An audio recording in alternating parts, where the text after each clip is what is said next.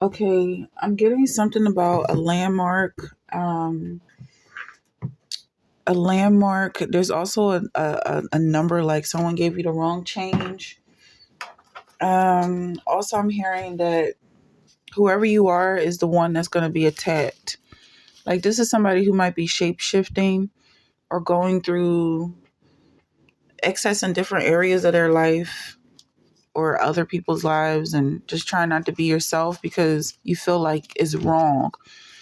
You feel like every time you be this specific person, you get attacked. And that's what you have to go through. That's the beginning of your life. That's the journey. That's the beginning of your journey. To be yourself, to be attacked. Eventually, whoever's attacking you is going to be afraid because they're not being themselves, and you're gonna stand stronger than they stand, and they're gonna be the ones that's vulnerable to whatever Christ decides is going to happen to them. You stand with Christ. Ten of Swords, Four of Wands, Five of Cups. So I feel like this is necessary to mention that just the way you think is all a challenge. Like, it's all meant to make you stronger. If there's some things you disagree with, it's meant to challenge you the way you think.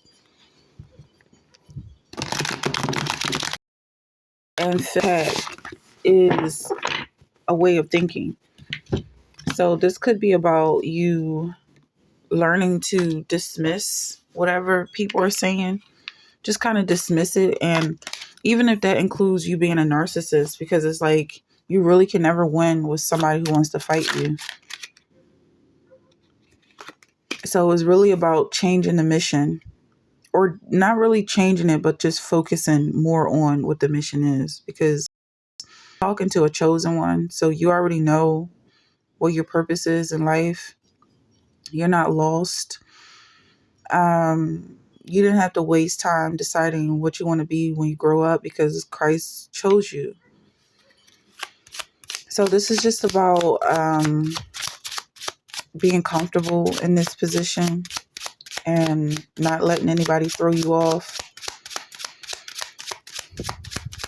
So all the energy coming towards you is meant to support you. Even if you see that people are attacking you, or that you feel some sort of attack, it's meant for you to see that it's not a threat. Nine of Pentacles, 9J, Ten of Swords. Something about a right angle, something about beauty. Also about oppressors. People who are oppressing you are essentially oppressing themselves, and they want to include you in that. They have to hate themselves because that's whatever position they've taken in life, or are at that stage in life where they hate themselves. But they also want to love you and make you part of their life, to put you into this subservient position. Like, it's so painful to hate themselves that they rather hate someone else, and they want you to be that person. Like, make that sacrifice for them so that they can keep living their lives, whoever they are. Okay. And the same goes for love. You loving yourself and love. It feels good to love yourself, and some people are working on losing whatever selfishness they may have that limits them from loving other people. Something about being delightful, and then we get in distraction again. Something about recklessness. Um, Epitome, a typical or perfect example of a group. Okay. Is that it for this reading? Let's see. So this Page of Cups is coming up. Something about your emotions, a new beginning for your emotions. Also about you starting something new.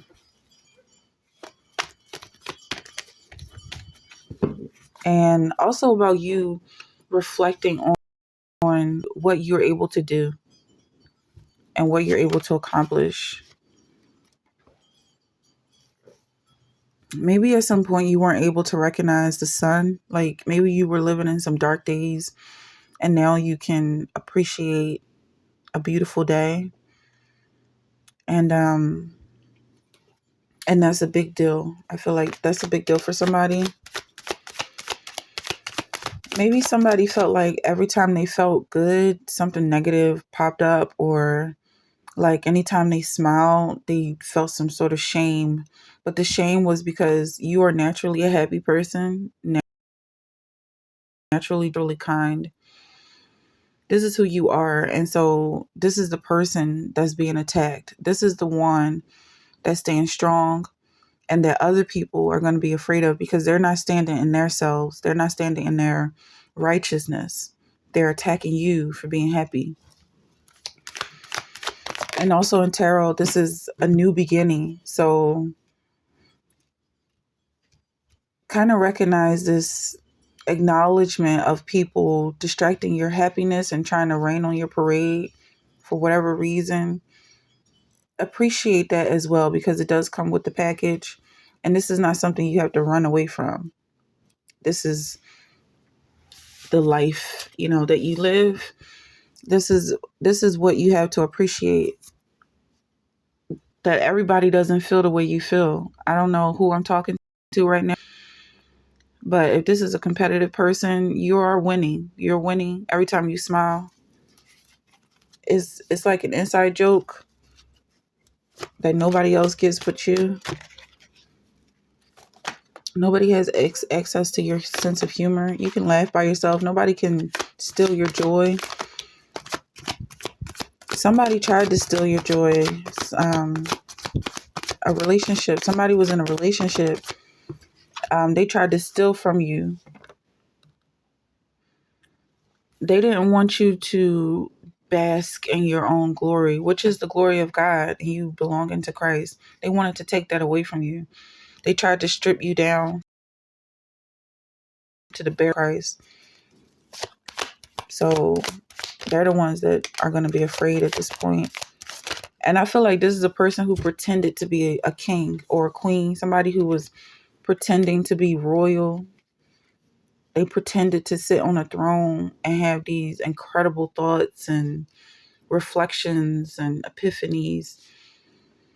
There's a whole group of people like this that are insecure for whatever reason. I'm not seeing anything really about what's going on with them, why they're not having access to Christ the way you have access, why they don't see the sun, why it's so dark in their lives. But they're walking away losers. And I feel like you have this smile on your face that like people want to mock. They want to mimic win like you, but they can't fight like you. So I mean, it's just coming out as simple. Like you smile because you won. You're smiling for a reason. You're not just putting a smile on your face. These people are hustlers. Like I feel like they're just like trying to get to the bag, trying to win. And it's just coming out as being very grimy. But you enjoy what you do, even if you don't make money off of it. You have the joy of the Lord. And then when it come in, if it comes in, if this is part of your promise, then your joy is already your joy. I feel like, wow, almost like money is the root of all evil. Like you're not really turned on by it. You're not influenced by the numbers. So it's like that money is going to be used for something. That's what it's meant for. It's not just money. Like money is not a thing. It's what you do with it. Your purpose is your calling. It's part of your materials. It's part of your inventory, or what's important is the mission, the business, the people that you're reaching. the difference you're making in the world. So maybe I'm talking to a Jonah. I always pick up Jonah when I see this. Maybe it is about Jonah. It doesn't mention anything about Jonah. But I'm seeing something about mermaid swimming. Okay. But it just looks like these people, and I'm seeing them bent over almost like it's a storm. And then these clouds I've noticed them in different situations where it's like about to be my goodness, a hurricane. And kind of like you're in the eye of the storm with these different belief systems, and almost like you're getting mixed messages. But that's just the world. People think differently. Everybody's not the same, and they're never going to be the same. That's just part of life. Even in the stories, the Bible stories with the Noah's Ark, all of those animals were different. It wasn't like we're going on the mission to only live in a world where there are seagulls or giraffes and nothing but giraffes. It's like, no, we need to start over. We need to create this world that we have somewhere else. Like you're spreading the message, not turning it into an attack on someone who doesn't believe what you believe, because they believe some version of it. And then this came out over. So I feel like it's almost like someone who is learning to love people who are different from them, whether they sit on a throne or not, whether they're grimy or not, hustlers or whatever they're doing, losers. They have to go and reconcile with their own belief systems and what puts their situation, then feeling bad about themselves. Because I'm reading this card as this being yours, as these thoughts being yours, and not necessarily like these person lost to you, because there's only 3 people here, but there's 5 swords. So you're the one with the energy here.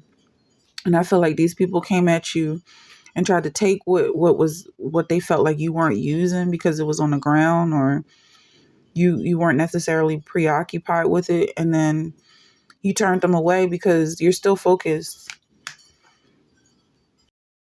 It's like someone trying to steal something off of your lawn. You don't have to have a fence up all the time. You don't have to have guards up all the time. But people are constantly trying you. And at some point, they're going to realize that, the way they behave is like a thief. And if they keep behaving like thieves, that's going to be their judgment, that they're a thief. But right now, they still have a chance to get themselves together, realize that what's in somebody else's yard doesn't belong to them, period. And doesn't matter how much they need it or want it, as long as they rely on other methods and means of coming to this wealth besides calling on Christ, then they're going to be a thief. And it does say that Christ comes like a thief in the night, but also using his word like as a simile. Like you can compare him to a thief because he is on your territory, as a person, but you accept him. You welcome him in. For God did not give us a spirit of timidity, but a spirit of power, of love, and of self-discipline. I can do everything through him who gives me strength. And I like the version I grew up with. I can do all things through Christ who strengthens me.